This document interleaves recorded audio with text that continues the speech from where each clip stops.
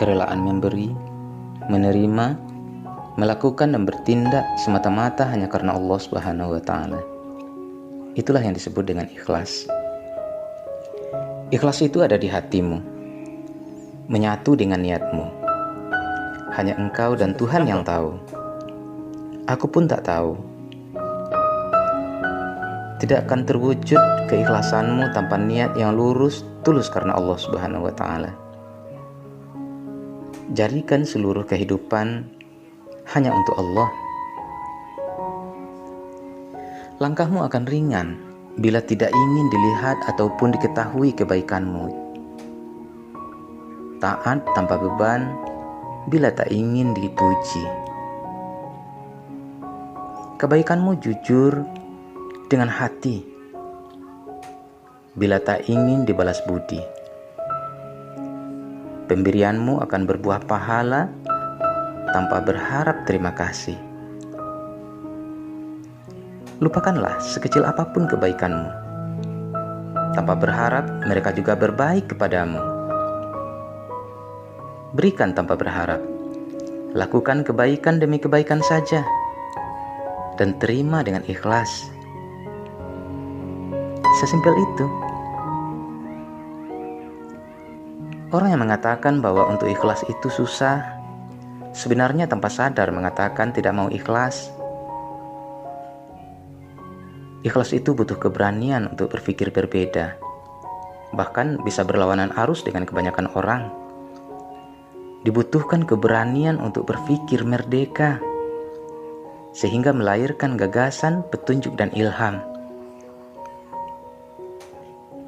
Dengan ikhlas, engkau akan mengerti siapa dirimu, apa dan bagaimana hubunganmu dengan sesama, dengan alam semesta, bahkan dengan Allah Subhanahu wa Ta'ala. Dengan keikhlasan, tidak akan berbeda lagi bagimu antara bekerja dengan berdoa. Di saat kau berdoa dengan khusyuknya, itu artinya kau sedang bekerja keras dalam hatimu untuk tujuan yang kau pinta. Begitu juga, di saat engkau bekerja dengan sungguh-sungguh, maka engkau sedang khusyuk berdoa lewat aktivitas tubuhmu. Ikhlas itu sederhana. Jika sedang ada masalah, kita menyadari bagaimana hidup susah dan ikhlas memperbaikinya. Dan jika sedang menerima berkah, kita hanya perlu menyadari bagaimana rasanya hidup bahagia dan ikhlas membagikannya dengan orang lain.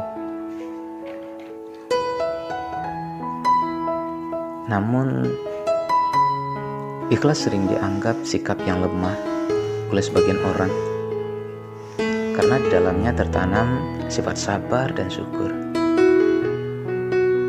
Mereka khawatir tidak dihargai, tidak dipandang, atau dipandang pengecut, atau tidak tercapai tujuan karena kurang ambisi. Padahal justru yang terjadi sebaliknya. Dengan ikhlas kita berpikir jernih dan mampu menjalankan hidup efektif dan produktif. Ketika proses keikhlasan hidup yang mewujud nyata dalam keseharian, maka jiwamu akan tenang dan Allah dekat denganmu. Di saat itulah doa dan niatmu berjabat tangan, sehingga kecerdasan Tuhanlah yang bekerja dengan mekanisme yang tidak sanggup dipahami oleh pikiranmu sendiri. Jika sudah demikian, siapa yang mampu menghalanginya? Diriwayatkan oleh Imam Ja'far dalam kitab Al-Bihar, apabila seorang hamba berkata, tiada daya dan upaya kecuali dengan kekuatan Allah, maka Allah menjawab, hai para malaikatku, hambaku telah ikhlas berpasrah diri, maka bantulah dia, tolonglah dia, sampaikan hajat keinginannya. Jika sudah demikian, siapa yang mampu menghalanginya? Bangunlah niat yang tulus untuk berbuat baik. Lakukan kebaikan demi kebaikan setiap saat, sekecil apapun itu. Tak perlu berharap pujian dan ucapan terima kasih, apalagi balasan suatu ketika nanti. Dia akan menolong saya, Dia akan bantu kembali. Cukuplah hanya Allah dan untuk Allah, dan selanjutnya terserah kepada Allah.